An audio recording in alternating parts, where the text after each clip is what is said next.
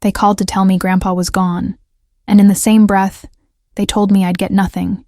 Zero, not a dime, not even a photo to remember him by. My parents' voices dripped with that specific kind of victory that comes when favoritism finally gets written into legal documents, when years of golden child treatment culminate in an inheritance that proves on paper exactly who mattered and who didn't. "We get everything. You get nothing," my mother said. And I could hear my brother laughing in the background like this was the punchline to a joke they'd been setting up my entire life. The betrayal should have destroyed me right there on the phone. Should have confirmed every fear I'd ever had about my place in this family, about being the one they tolerated but never truly valued. But here's the shocking truth they didn't know. The secret that made their cruelty almost laughable. Grandpa was sitting right beside me when they made that call, very much alive, sipping coffee and reading the newspaper like he did every Sunday morning. The infidelity of what they'd done went deeper than lying about a death. They'd weaponized grief, manufactured a funeral, invented a will, all to humiliate me one final time, and claim what they thought was rightfully theirs. "We've already started the process," my mother added, her voice dripping with false efficiency. "The paperwork is moving faster than you think." I couldn't believe they'd go this far. That family betrayal could reach depths where faking someone's death seemed like an acceptable strategy to cut me out and cash in. But as I sat there listening to my mother detail the funeral arrangements and my father explain how they'd handle the estate, I felt something shift inside me that wasn't rage or sadness. It was clarity, cold and sharp, the kind that comes when you finally see people for exactly who they've always been. Grandpa looked up from his newspaper, caught my eye, and smiled in that quiet way that meant he knew exactly what was happening and had been preparing for this moment longer than any of us realized. What happened next would expose every lie they'd built their lives on, reveal the truth about who Grandpa had actually trusted, and deliver justice so perfectly orchestrated that karma itself couldn't have scripted it better. The truth was caught on recording, documented in legal papers they'd never seen, and witnessed by people whose testimony would make their elaborate fiction collapse like the house of cards it was. What they were hearing that morning wasn't the beginning of this. It was the moment everything they'd been building for months finally surfaced. They thought they'd won by cheating me out of what I deserved. But they'd actually just triggered the most devastating reversal any of them would ever experience. Because the person they'd lied about, the man whose death they'd faked to claim his wealth, was about to show them what real betrayal looks like when it's delivered with evidence, witnesses, and the full weight of consequences they never saw coming. I smiled into the phone, not because I was cruel, but because I knew something they didn't. Sometimes the best revenge isn't planning something elaborate. It's just letting liars keep lying until they trap themselves so completely that the truth becomes their own destruction. My brother's voice cut through the marble lobby loud enough for half the room to hear. "She's just admin," Marcus said, and the laughter that followed hit my skin like a slap. I stood there, frozen, holding my conference badge while executives in tailored suits turned to see who he was talking about. The betrayal wasn't new. Marcus had used those exact words to diminish me for years. But this time, he'd weaponized my humiliation in front of people who mattered. I could feel my cheeks burning as his wife, Linda, smiled uncomfortably beside him, clearly embarrassed, but not enough to stop him. That phrase, "just admin," had become his favorite tool to put me in my place. And today he'd sharpened it in front of an audience that included CEOs, investors, and decision-makers who controlled millions. I couldn't believe he'd chosen this moment, this place, to remind everyone, and me, of the role he thought I played in the world. The corporate summit was supposed to be about partnerships, innovation, and growth. But Marcus had turned it into his personal stage for family drama. I'd heard those words so many times growing up that they'd become background noise, a constant reminder that I was never quite enough in my family's eyes. But standing here, in this professional space I'd worked so hard to earn my place in, the humiliation felt different, sharper, more public, more unforgivable. Every person who laughed, every head that turned, every whisper that followed became part of a moment I knew would either break me or redefine everything. What Marcus didn't know, what none of them knew, was that I wasn't there as someone's assistant or a low-level employee tagging along. The shocking truth was hidden behind my silence, behind years of letting them underestimate me while I built something they couldn't see. His mockery was based on an outdated version of me, a story he'd been telling for so long that he'd never bothered to check if it was still true. I'd learned long ago that family betrayal cuts deeper than any other kind, because it comes from people who are supposed to lift you up, not tear you down. The venue buzzed with conversations about deals worth millions, about companies being evaluated and futures being decided, and my brother had no idea where he actually was or who was listening. I watched him walk away, chest puffed with that familiar arrogance, completely unaware that he'd just humiliated himself in ways he couldn't yet comprehend. Linda glanced back at me with something that looked like pity. But pity wasn't what I needed anymore. The shame he'd tried to pin on me was starting to transform into something else, something colder, clearer, more powerful. Years of being the invisible one, the helper, the one whose work never got recognized, had taught me exactly how power moves through organizations. And right now, standing in this lobby, where he'd tried to make me feel small, I realized that payback wasn't something I'd need to chase. It was something that was already in motion. The conference badge hanging around my neck felt heavier than it should, like it was carrying the weight of a secret Marcus couldn't imagine. His laughter still echoed in my ears, but underneath it, I could hear something else, the quiet hum of karma aligning itself. I'd spent years watching him be the golden child, the favored one, the one whose success was celebrated while mine was dismissed as just anything. But today, in this marble lobby where he'd chosen to shame me, the truth was about to catch up with both of us. What he'd done wasn't just cruel, it was reckless, because he'd opened a door he didn't know existed, and I was about to walk through it. The real story wasn't about what he'd said to me, it was about what he didn't know was coming, about the version of me he'd never bothered to meet, and about the moment when being underestimated would stop being my weakness and become my greatest advantage. Because the thing about invisible power is that nobody sees it until it's too late to do anything about it. Marcus thought he knew where I stood in the world, but he was about to learn that dignity isn't given by family. It's reclaimed by the person who refuses to stay small. And somewhere in the back of my mind, I could already see the moment when his smug expression would crack, when the room would go silent, and when he'd finally understand what he'd actually done today. Growing up, I was always the helper, while Marcus was the star, and that dynamic got carved into stone before I was old enough to fight it. Family dinners were performances where Dad would ask Marcus about his business ideas, and Mom would beam like he'd just cured cancer, while I'd be clearing plates and refilling water glasses. The betrayal wasn't loud or obvious. It was the quiet kind that builds over years, the kind where you're never directly told you don't matter, but you feel it in every room you walk into. I remember being 12, excited to show my parents a project I'd worked on for weeks, only to have Dad cut me off mid-sentence because Marcus needed help with his college applications. That's when I learned that my achievements were interruptions, that my voice was background noise in a house where only one child's future seemed to count. Just admin became Marcus's weapon of choice somewhere around my second year of college, right when I'd started working part-time in an office to pay my own tuition. He'd gotten a full ride and constant praise, while I was cobbling together scholarships and side jobs. But somehow my hustle became his punchline. At Thanksgiving, he'd introduce me to his friends as my sister who does office stuff, and Mom would laugh like it was charming instead of cruel. The humiliation wasn't in the words themselves. It was in the approval he got for saying them, the way our parents never once told him to stop diminishing me.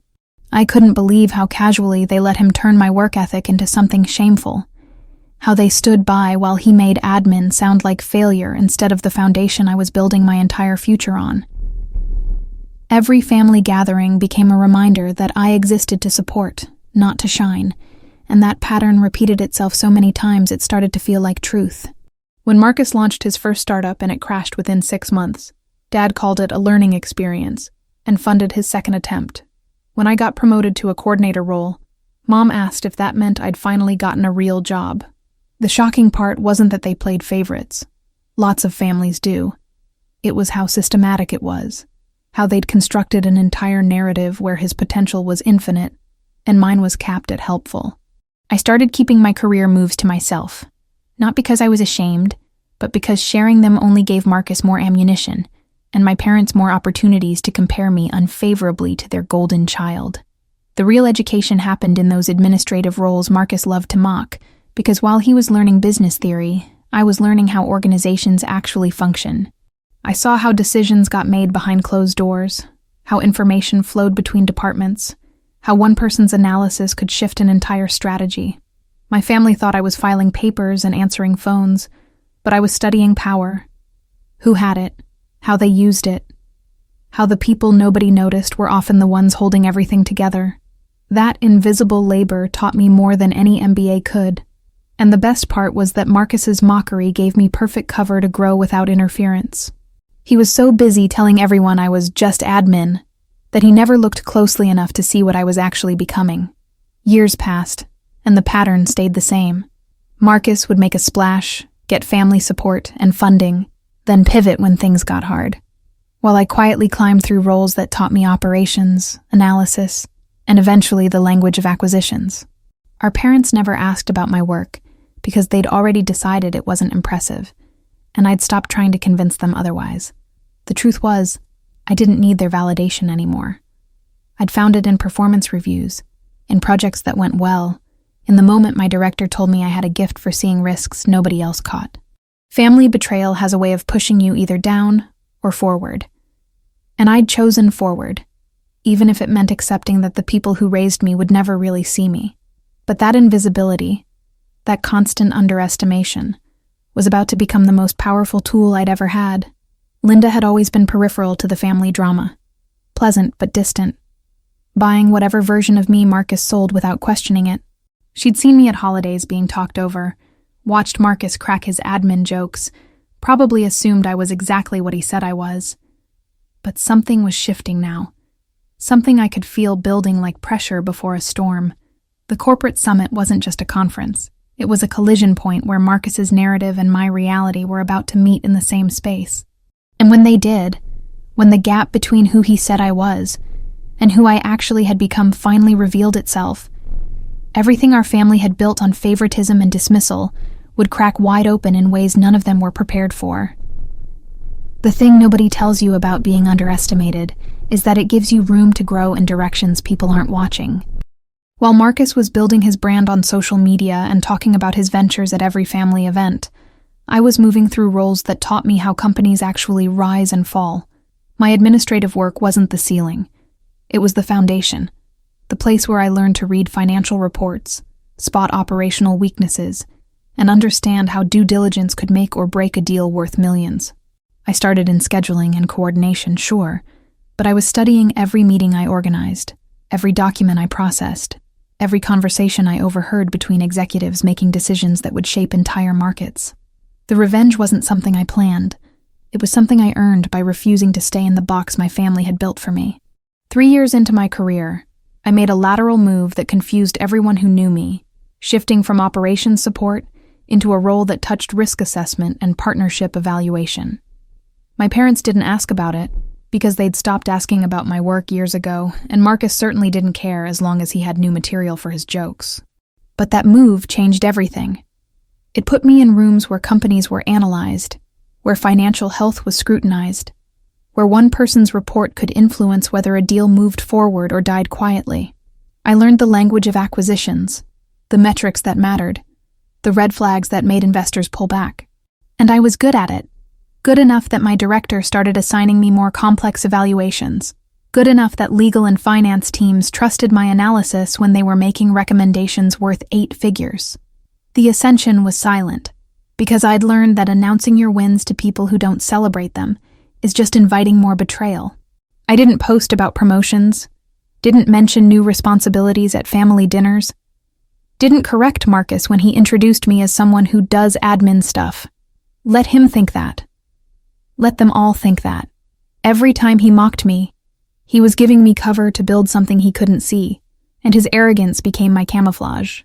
The shocking truth was that while he was scrambling to keep his startup afloat with investor meetings and pitch decks, I was becoming the person who evaluated companies like his for acquisition potential. The karma of it was almost poetic. He'd spent years making me feel worthless, and now I was literally assessing worth as part of my job.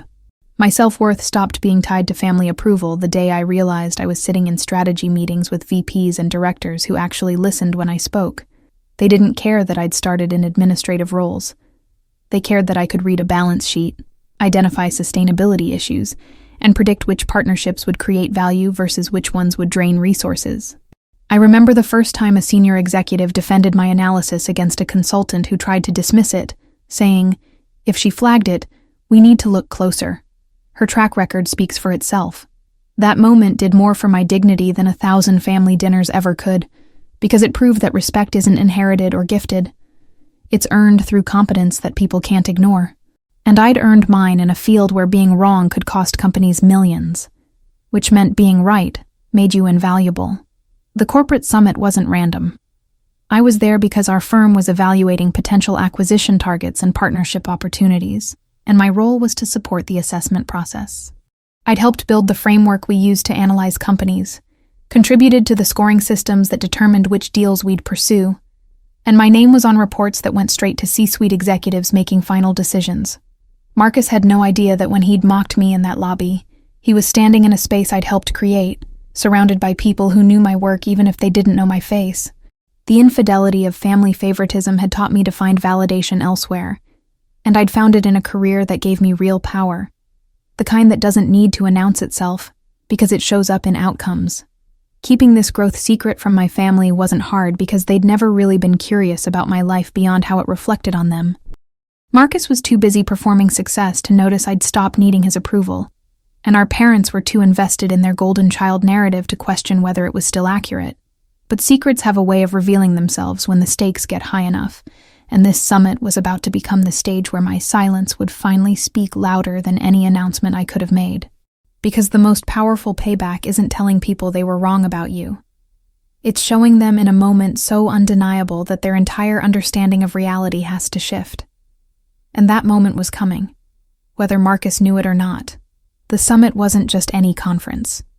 It was one of those high-stakes gatherings where deals worth tens of millions get discussed over coffee, and entire futures get decided in closed-door sessions. I'd been part of the planning committee for months, coordinating with legal teams, finance analysts, and senior executives who were there to evaluate which companies aligned with our growth strategy. Marcus thought I was just attending, maybe helping with logistics or checking people in, because that's all his imagination allowed him to see when he looked at me. The truth was so much bigger and so much more dangerous for him, but he'd walked into that lobby with the same blind arrogance he'd carried his whole life. The betrayal he'd served me publicly was about to become the setup for the most shocking reversal either of us had ever experienced, and he had no idea he'd just stepped onto a battlefield where I wasn't a spectator. I was part of the team calling the shots. His company was on the list. I'd seen it weeks before the summit, sitting there among 24 other potential acquisition targets our firm was considering. The moment I recognized the name, something cold and clear settled in my chest. Not quite revenge, but definitely justice waiting to happen. Marcus had been pitching his startup as the next big thing, talking about scaling and disruption and all the buzzwords that sound impressive until someone actually examines the numbers. And examining numbers was exactly what my team did. We looked at revenue patterns, operational efficiency, leadership stability, market positioning, everything that separated real value from expensive hype. I hadn't asked to be assigned to his company's evaluation, but I hadn't recused myself either, because backing away would have been letting family drama compromise my professional integrity, and I'd worked too hard to let that happen. The inevitability of our paths crossing felt like karma designing its own climax, and I couldn't believe how perfectly the universe had arranged this confrontation. Every insult Marcus had thrown at me, every time he'd diminished my work, every family gathering where he'd made me feel small, all of it was leading to this moment where our professional worlds would collide in a space where his confidence couldn't protect him. The summit venue buzzed with energy. Executives moving between sessions, assistants managing schedules, and underneath it all, the real work happening in private meetings where companies' fates got sealed. I knew which conference rooms mattered, which conversations would determine outcomes, and I knew that Marcus's company was scheduled for evaluation meetings that would include people from my team. The field was set. The players were in position, and he'd just announced his presence by humiliating me in front of the exact audience that would soon be judging his business. Linda had looked uncomfortable during his lobby performance, but not uncomfortable enough to stop him, which told me she either didn't understand the situation or didn't care enough to intervene. She'd been part of his world for 3 years, listening to his stories about his struggling sister, probably believing that he was the successful one and I was just getting by. Marcus had always been good at painting narratives that served him, loyal to whoever promised him validation, quick to recruit allies who'd reinforce his version of reality.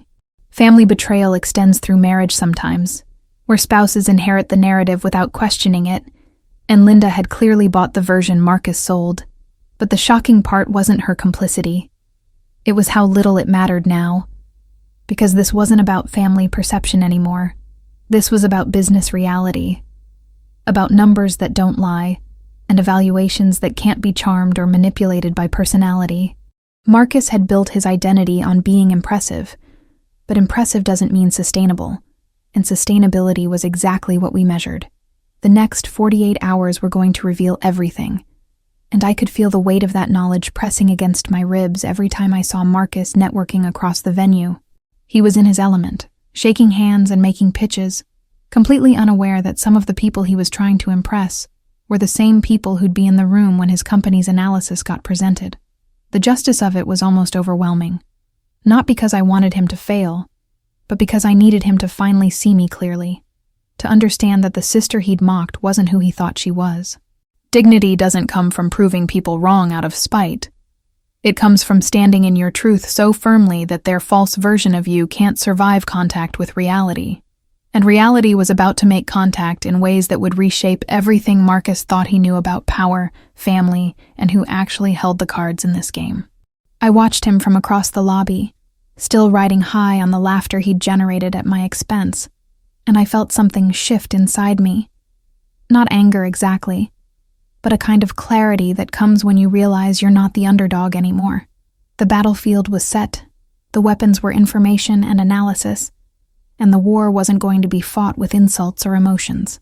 It was going to be fought with facts, with professional standards, with the kind of accountability that doesn't care about family history or golden child status. Marcus had chosen this moment to remind everyone that I was just admin, but what he'd actually done was mark the exact spot where his illusion would shatter. And the most powerful part was that I didn't have to do anything except my job. The truth would do the rest. The networking reception that evening was one of those carefully orchestrated events where champagne flows and conversations determine who gets a second meeting and who gets politely ghosted. Marcus was working the room like he owned it, Linda beside him with that practiced smile she'd perfected for these occasions. I'd been talking with a group from legal when Linda broke away and approached me, her expression mixing curiosity with something that looked like guilt from the lobby incident. "So, Victoria," she said loud enough that several nearby conversations paused, "what do you actually do here? Marcus always says you're an admin, but you seem pretty connected for someone who just schedules meetings."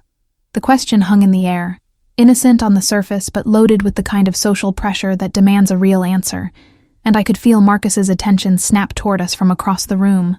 I could have deflated the moment, could have given some vague response that maintained his narrative and kept the peace, but something about the day, about years of being diminished, made me choose truth over comfort. The betrayal of that lobby humiliation was still fresh, and I was done protecting his ego at the expense of my reality. I met Linda's eyes and said one word, clean and clear: acquisitions. The effect was immediate and visceral. Linda's expression shifted from curious to confused, to something close to shock as the meaning registered.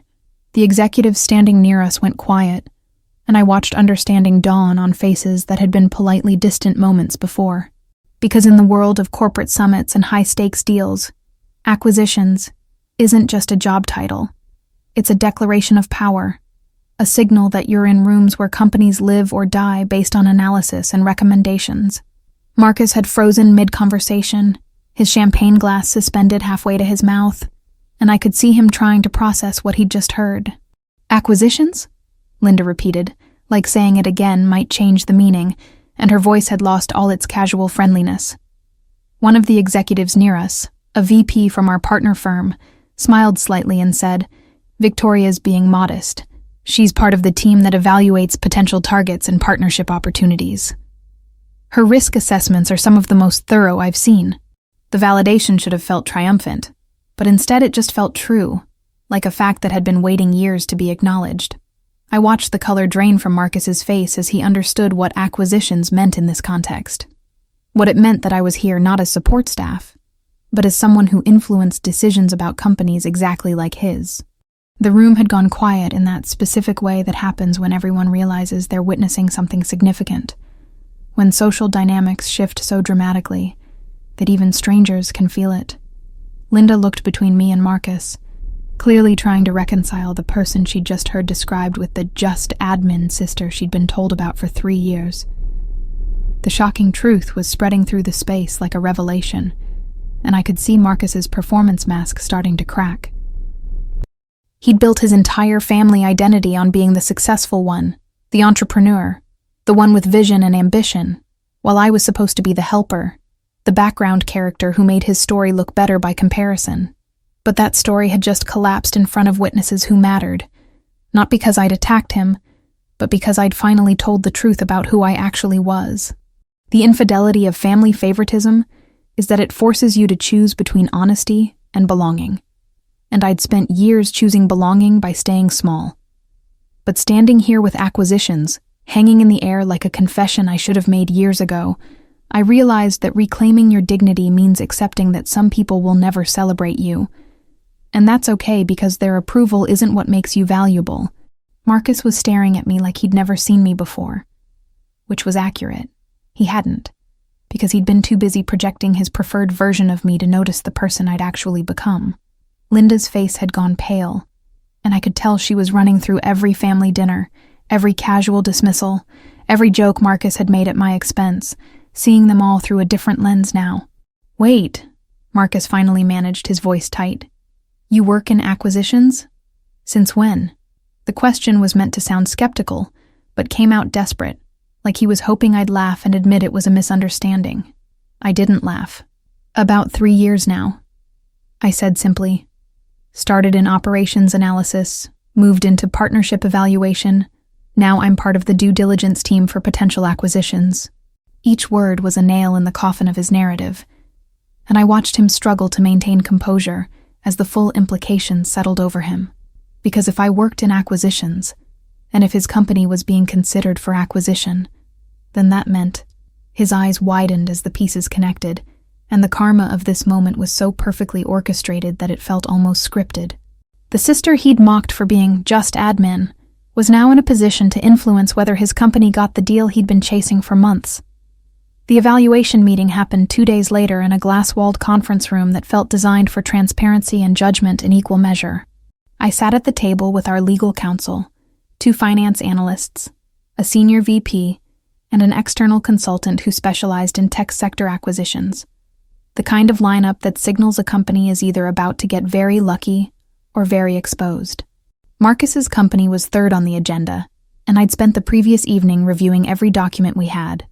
Financial statements, growth projections, customer retention data, operational structure, everything that would tell us whether this was a sustainable business or an expensive gamble. The betrayal of the lobby was still fresh, but as I laid out my analysis folders, I felt something colder than revenge.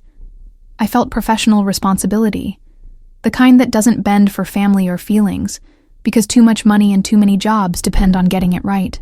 When we reached Marcus's company, the VP nodded at me to begin, and I pulled up the presentation I'd prepared with the same standards I'd apply to any evaluation. "Revenue growth looks impressive at first glance," I started, my voice steady and factual. "But when you break it down by quarter, there's significant volatility that suggests customer acquisition without retention. Burn rate is concerning relative to runway, and the operational structure shows heavy concentration of decision-making without clear succession planning or distributed leadership." I wasn't editorializing. I was reporting what the numbers showed, what any competent analyst would flag as risks. But I could feel the weight of what this meant, how my professional assessment of Marcus's company would carry into recommendations that determined whether we moved forward. The shocking part wasn't that I found problems. It was that the problems were real, documented, and exactly the kind of red flags that made acquisitions dangerous. The finance analyst jumped in with questions about cash flow, and I walked through the data showing months where the company had come dangerously close to running out of operating capital. The consultant asked about market positioning, and I explained how their product had 3 direct competitors with better funding and clearer differentiation strategies.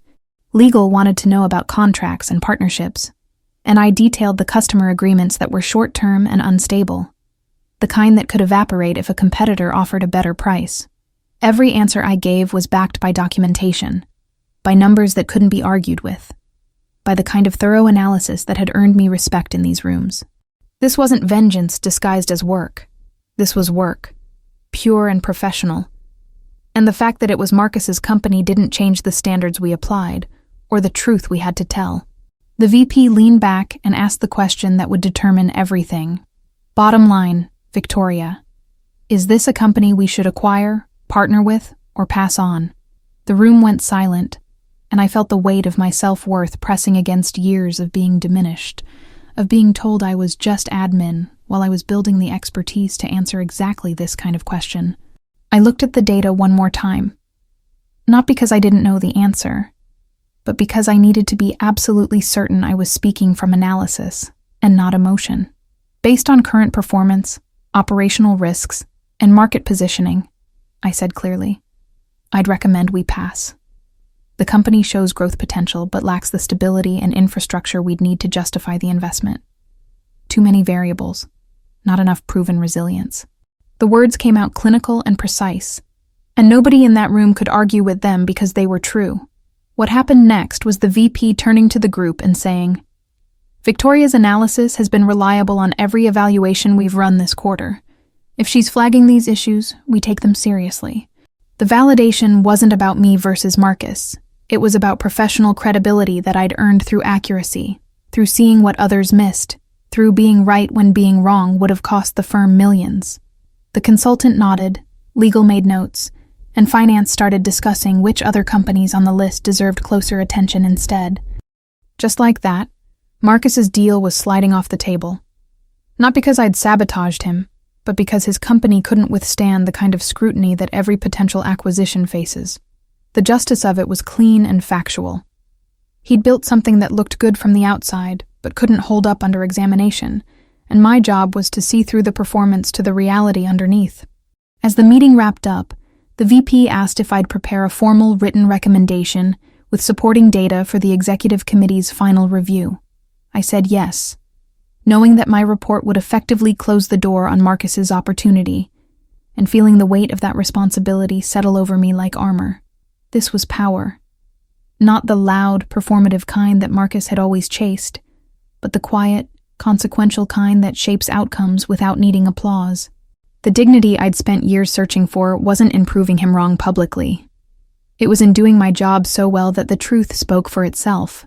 And the truth was that while Marcus had been busy telling everyone I was nothing, I'd become someone whose opinion could change the trajectory of companies, including his. The karma wasn't that I'd hurt him. It was that his own choices, his own business decisions, had created the vulnerability I was now professionally obligated to expose. Marcus found me in the hotel lobby the next morning, his face tight with an emotion I'd never seen on him before. Something between panic and rage, with desperation bleeding through the edges. "We need to talk," he said, not asked. And the entitlement in his voice was the same one he'd used our entire lives when he needed me to fix something or smooth something over, or make myself smaller so he could feel bigger.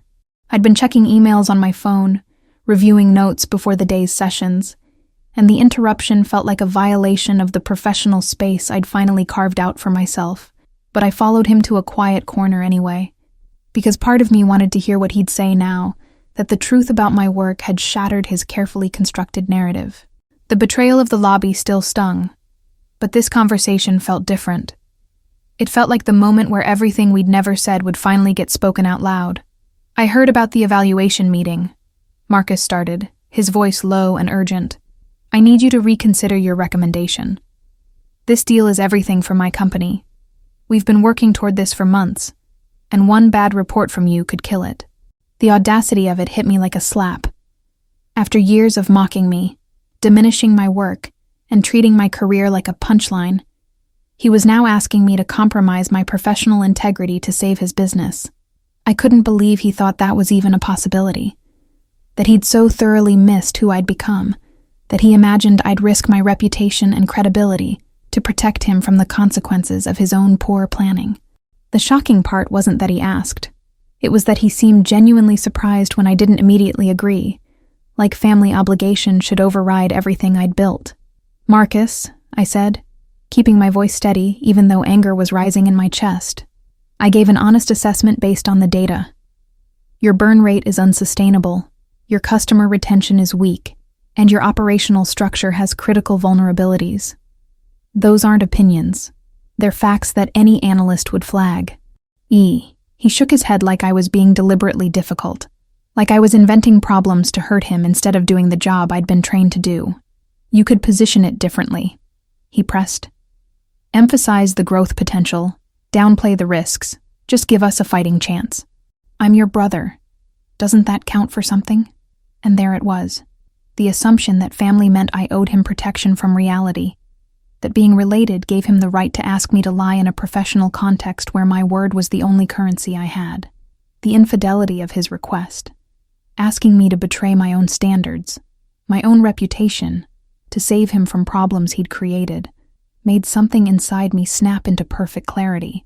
"What counts," I said, and my voice came out harder than I'd intended, "is that I spent years being just admin in your eyes while I was actually building expertise that matters. What counts is that you humiliated me in front of colleagues 3 days ago because you couldn't imagine I'd earned respect in my field. And what counts now is that I'm not going to compromise my professional integrity because you want special treatment." I watched his face cycle through emotions. Shock that I was refusing, anger that I wasn't bending, and something that looked almost like fear as he realized I meant every word. The revenge he was experiencing wasn't something I'd inflicted. It was the natural consequence of underestimating someone for so long that you forget they're capable of saying no. Marcus tried a different angle, his voice taking on that manipulative tone I recognized from childhood arguments. "So this is payback? You're going to tank my deal because I made a joke in the lobby?" He was trying to reframe my professional assessment as personal vendetta, trying to make me the villain in a story where he was just an innocent victim of his sister's hurt feelings. But I'd spent enough years in corporate environments to recognize deflection when I heard it, and I wasn't going to let him twist accountability into revenge. "This isn't payback," I said firmly. "This is me doing my job with the same standards I'd apply to any company, including yours. If you'd built something sustainable, my report would reflect that. You didn't, and it doesn't. That's not personal. That's business reality." The dignity I felt in that moment wasn't about winning or losing.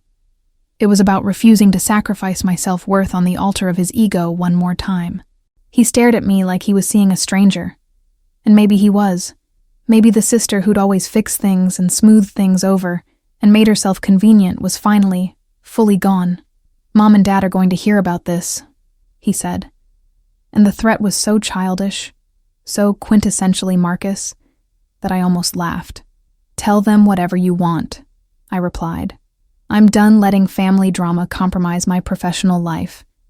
You want a better outcome? Build a better company.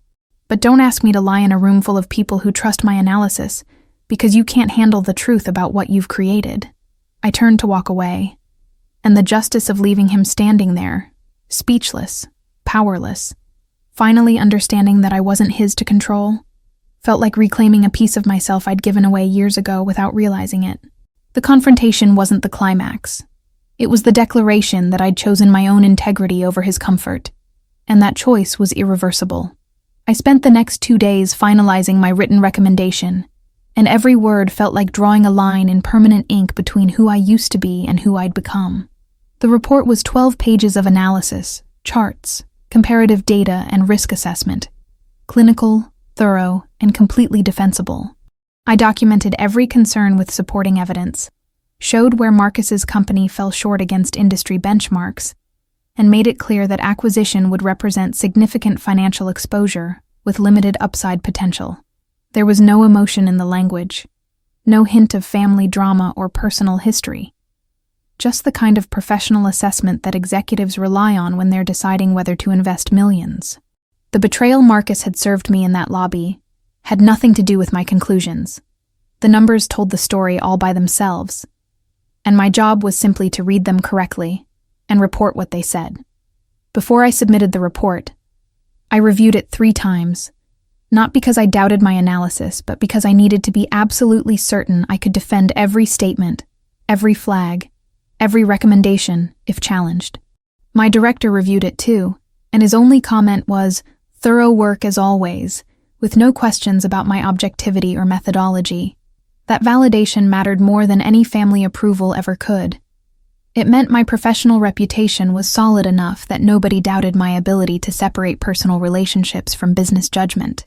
The shocking truth was that Marcus's company really did have all the problems I'd identified, and if I'd softened my assessment to protect him, I'd have been lying to my firm and potentially exposing them to a failed investment. The dignity I felt in sending that report came from knowing I'd chosen accuracy over comfort, even when the cost was a family relationship that had already been broken for years. I hit send on the email at 4:47 p.m. on a Thursday, and the weight that lifted off my shoulders wasn't relief exactly. It was the sensation of having done something irreversible and necessary, like cutting away dead tissue so healthy tissue could grow. The report went to the executive committee, legal, finance, and the senior partners who'd make the final decision about which companies to pursue. I knew the process would take weeks, meetings, deliberations, maybe some follow-up questions. But the direction was set. My recommendation carried weight, because I'd earned credibility through consistent accuracy, and unless something dramatically changed with Marcus's company, the outcome was already determined. The justice of it was impersonal and bureaucratic, which somehow made it more powerful than any dramatic confrontation could have been. This wasn't revenge, it was consequence, delivered through professional channels that didn't care about family history. 3 weeks later, I was in a different city working on a different evaluation when the email arrived in my inbox with the subject line, "Acquisition Pipeline, Final Decisions Q4. I opened it during a coffee break, scrolling through the list of companies that had been approved for next stage discussions and the ones that had been officially passed over. Marcus's company was in the second category with a brief note. Due diligence revealed operational and financial risks incompatible with acquisition strategy. No further action recommended. The words were bureaucratic and final, and I read them twice to let the reality sink in. His opportunity was gone. Not because I'd sabotaged him, but because his business couldn't withstand professional scrutiny. The karma of it was almost elegant.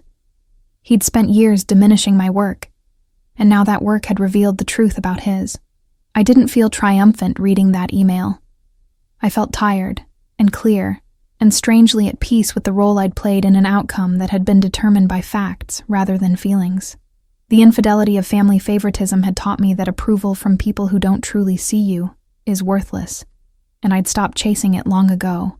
What I felt instead was the solid ground of self-worth that comes from doing your job well even when it's hard, even when it costs you relationships, even when the easy path would be to compromise and smooth things over, like you've always done before. Marcus had built something that looked impressive from the outside, but couldn't hold up under examination, and I'd simply told the truth about what I saw. The decision that followed wasn't mine alone. It was the collective judgment of experienced professionals who agreed that the risks outweighed the potential. But I'd been the one to document those risks clearly enough that they couldn't be ignored. That evening, I sat in my hotel room, knowing that somewhere Marcus was receiving the same email, reading the same words, and understanding that the deal he'd been counting on was dead. Part of me wondered if he'd connect the dots back to my report, if he'd realized that the sister he'd called just admin had been the analyst whose assessment carried enough weight to influence the decision. Part of me wondered if he'd ever understand that this wasn't about revenge. It was about me finally choosing my own integrity over his convenience, my professional reputation over his family narrative, my truth over his comfortable lies. The shocking revelation wasn't that I had this power. It was that I'd earned it through years of work he'd never bothered to acknowledge, and now that power had consequences he couldn't charm or manipulate his way out of. The email was sent, the decision was made, and there was no going back for either of us. My mother's call came exactly 4 days after the official email, and I knew before I answered what the conversation would be. Marcus had run to our parents like he always did when reality didn't bend to his will, and now they were calling to fix it for him. "Victoria, we need to talk about what you did to your brother," Mom said, before I could even say hello, her voice sharp with accusation and heavy with that particular brand of disappointment she'd perfected over the years. No greeting, no asking how I was, just straight into the betrayal narrative where I was the villain who'd destroyed Marcus's dreams out of spite. I couldn't believe we were back to this pattern, me being blamed for consequences that Marcus had created himself, expected to apologize for refusing to sacrifice my integrity to protect him from his own poor decisions. The infidelity of it was familiar and exhausting. Once again, I was the problem for not making myself smaller to accommodate his failure. "I didn't do anything to Marcus," I said, keeping my voice level even though anger was building in my chest. "I did my job. I evaluated his company with the same professional standards I'd apply to any business, and I reported what the data showed." But Mom wasn't interested in professional standards or data. She was interested in family loyalty as she defined it, which apparently meant lying to protect your brother's business from honest assessment. "You could have helped him," she insisted. "You could have given him a chance instead of sabotaging his opportunity. He's your brother, Victoria. Family is supposed to support each other, not tear each other down." The shocking part wasn't that she was defending him. It was that she genuinely couldn't see the difference between support and enabling, between helping and compromising your own professional reputation to cover for someone else's inadequacy. Dad got on the line, and his voice had that stern quality he'd used when I was a kid, and needed to be brought back in line. "Your mother's right. This situation needs to be fixed. Marcus worked hard on that deal, and one bad report from you shouldn't be the reason it falls apart. You need to go back to your company and tell them you made a mistake, that you missed something in your analysis." The request was so absurd, so disconnected from how professional evaluations actually work, that I almost laughed. They wanted me to tell my firm I'd been incompetent, to undermine my own credibility and reputation, to essentially commit career suicide so Marcus could get a deal his company didn't deserve. The revenge they were demanding wasn't justice. It was asking me to destroy what I'd built so their golden child could continue failing upward with family protection. "I'm not doing that," I said firmly. "I'm not going to lie to my company, and I'm not going to pretend Marcus's business is something it isn't. He has real operational problems, unsustainable burn rate, weak customer retention. These aren't things I invented to hurt him. They're facts." Mom made a sound of frustration, and I could hear her conferring with Dad in the background, probably strategizing about which guilt button to push next. "Do you realize what you've done?" She came back, her voice rising. "You've destroyed your brother's future, humiliated him in front of his investors, and damaged his reputation. Is that what you wanted? To get payback for some imaginary slight?" The way she dismissed years of being diminished as imaginary slight told me everything I needed to know about how my family saw me. My pain wasn't real, my boundaries weren't valid, and my professional achievements only mattered when they could be weaponized to serve Marcus's interests. "What I wanted," I said, and I could feel years of suppressed truth pushing up through my throat, was a family that respected me enough not to mock me in public. What I wanted was parents who saw my work as valuable instead of treating it like a joke. What I wanted was a brother who didn't spend a decade calling me just admin like it was an insult, when I was actually building a career that matters. The silence on the other end was sharp and uncomfortable, and I knew they were shocked that I was pushing back instead of apologizing like I always had before. "But what I've learned," I continued, "is that family should lift you up, not tear you down to make someone else look better. And I'm not going to sacrifice my career, my reputation, or my self-worth to save Marcus from consequences he created himself. If you want to help him build a better company. But don't ask me to lie for him. I won't do it." Mom's voice went cold in that way it did when I'd crossed a line she didn't know existed. "Then you're choosing your job over your family," she said, like it was a moral failing instead of a reasonable boundary. "We raised you better than this, Victoria. We taught you that family comes first." The chantage was obvious. Fall in line or be cast out. Sacrifice yourself or be labeled selfish. enable Marcus, or be the one who destroyed family unity.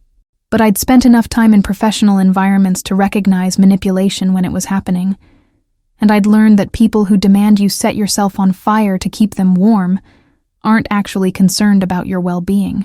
Family should respect each other, I replied quietly.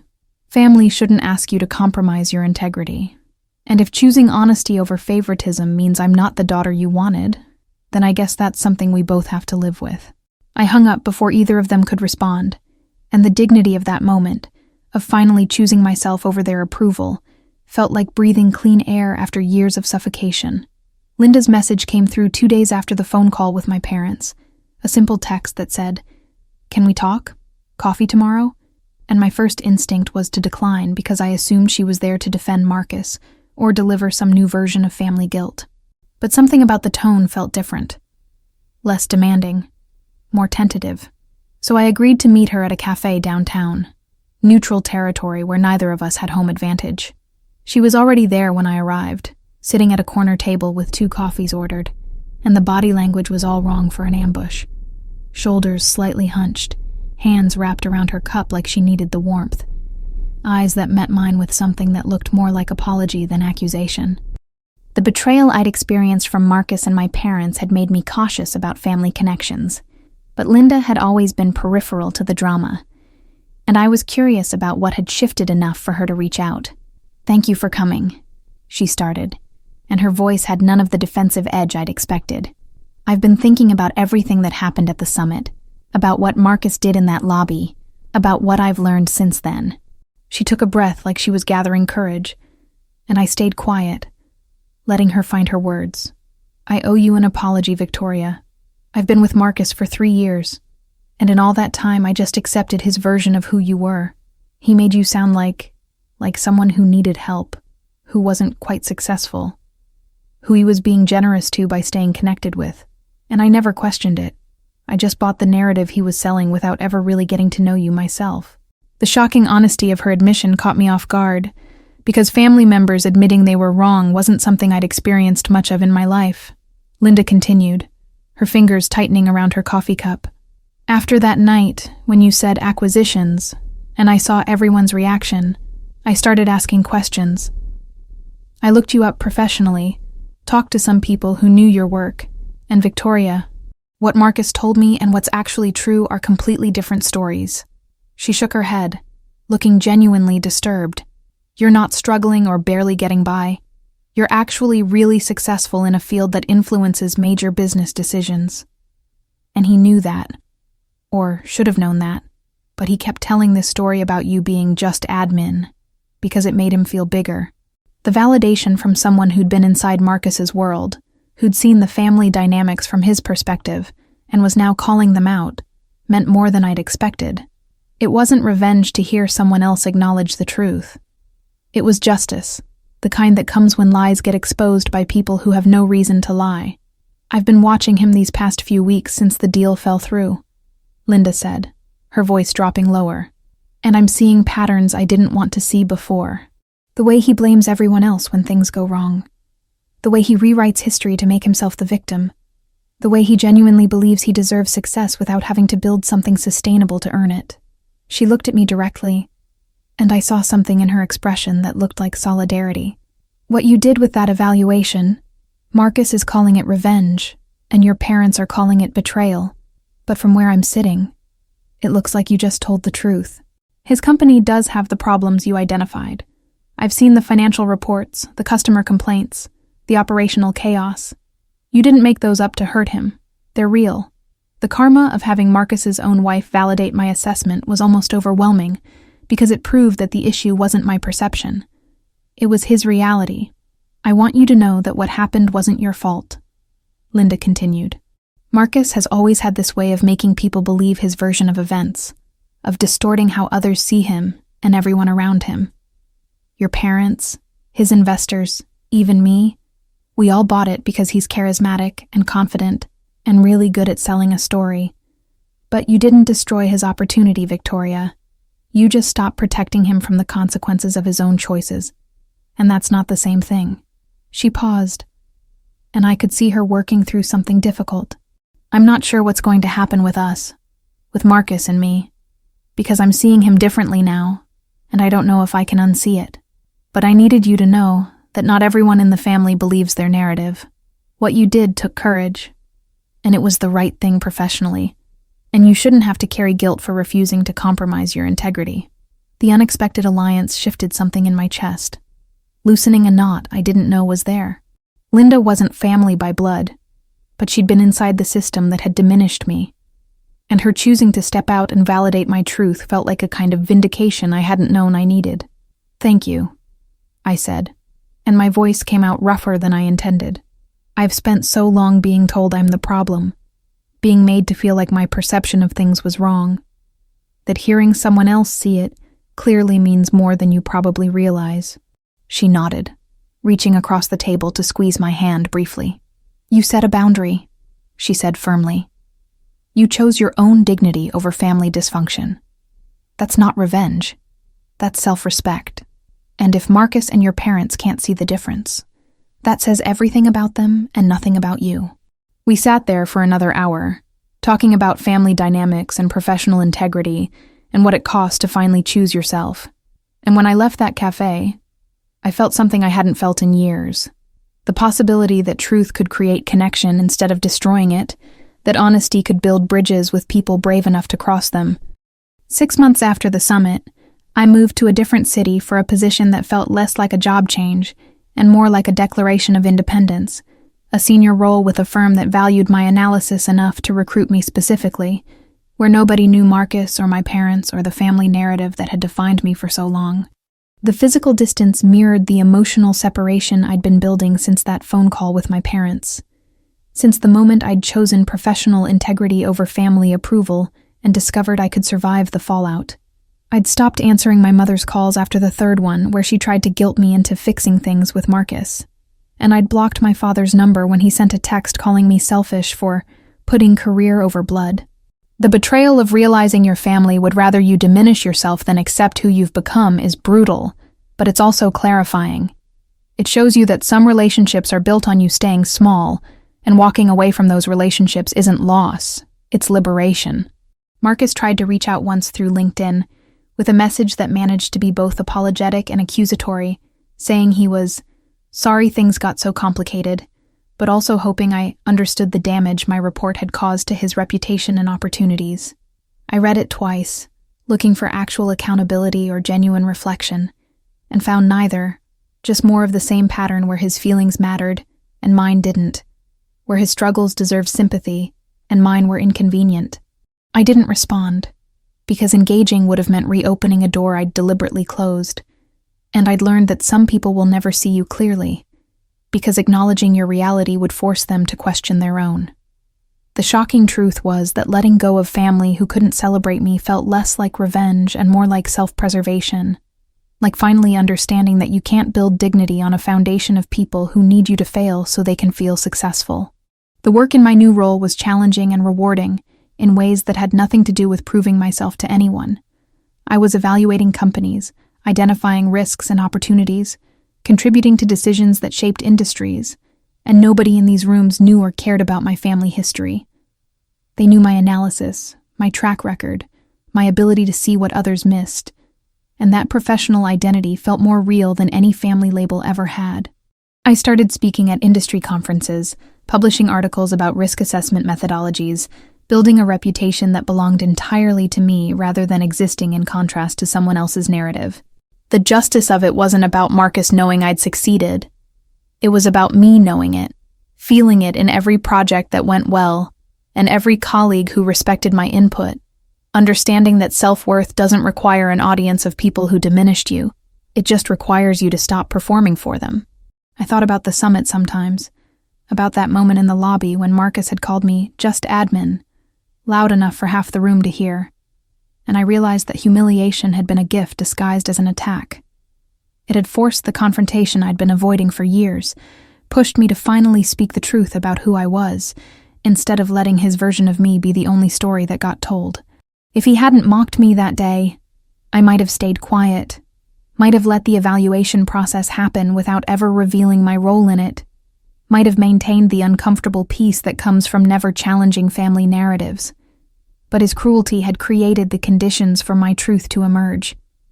And that truth had reshaped everything. Not just between us, but inside me. In the way I understood my own value and refused to negotiate it down for anyone's comfort. Linda and I stayed in touch. Occasional texts and calls where she updated me on her own journey toward seeing her relationship with Marcus clearly and eventually choosing to end it. She'd started therapy, she told me, to understand why she'd been so willing to accept his narrative about me and about himself, why she'd ignored red flags in his character because his confidence made them easy to dismiss. "You were right to walk away," she said during one call. "Not everyone can be saved from themselves, and trying just means you drown with them." Her validation mattered because it came from someone who'd had nothing to gain by seeing the truth, who'd actually lost a relationship by acknowledging it, and who'd chosen honesty over convenience just like I had. The karma of Marcus losing both the deal and his marriage wasn't something I'd orchestrated. It was the natural consequence of building a life on performance instead of substance, on image instead of integrity. I built a life in my new city that felt like speaking in my own voice for the first time. Friendships with people who knew me as Victoria the analyst, not Victoria the disappointing sister. Professional relationships built on mutual respect instead of family obligation. A sense of self that didn't require constant defense against someone else's diminishment. And when I thought about that question I'd asked myself in the lobby after Marcus's mockery, about who actually held power in that room, I realized the answer had been more complex than I'd understood at the time. He'd held social power in that moment.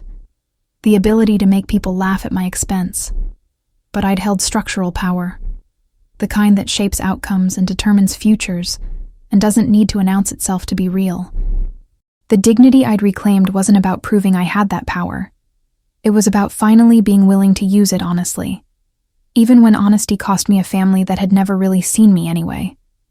And standing in my truth, in this life I'd built by refusing to stay small, felt like the most profound revenge possible, not against Marcus, but against every voice, internal and external, that had ever told me just admin was all I'd ever be. So let me ask you something. Because I need to know if I'm the only one who's lived through this kind of family drama, or if this story hits closer to home than you want to admit. Have you ever had family members who thought they could rewrite reality to suit their narrative? Who believed their version of events mattered more than the actual truth? Maybe they didn't fake a death like mine did, but did they lie about you, diminish your worth, or try to cut you out of something you deserved while playing the victim? I want to hear your story in the comments below. Tell me about the moment you realized your family's betrayal had crossed a line, about how you handled it, about whether you chose revenge, justice, or just walked away. Did you ever catch someone in a lie so big that exposing it felt like both vindication and heartbreak at the same time? And here's the harder question. When you finally stood up for yourself, when you chose dignity over keeping the peace, did they call you selfish? Did they try to make you feel guilty for refusing to play along with their dysfunction anymore? Because that's what they do. People who thrive on controlling the narrative will always paint your boundaries as betrayal, your self-respect as cruelty, your refusal to stay small as somehow being the villain in their story. I need to know how you responded when family demanded you sacrifice your integrity to protect their lies. Did you bend, or did you break free? Share your experience below. Not just for me, but for everyone else reading this who needs to know they're not alone in navigating the impossible choice between family loyalty and personal truth. Comment below with your story, your reflections, your moments of shocking revelation, when you realize that blood doesn't always mean loyalty, and family doesn't always mean safe. Let's build a community here, where we can talk honestly about betrayal, justice, karma, and what it actually costs to reclaim your dignity from people who never valued it in the first place. Your voice matters, your experience matters, and someone reading this needs to hear that they're not crazy for feeling hurt by family dysfunction disguised as love.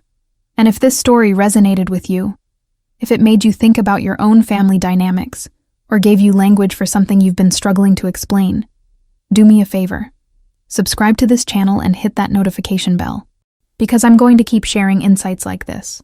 Provocative, real, Unfiltered stories about family betrayal, revenge, justice, and the messy process of choosing yourself when everyone else expects you to stay small.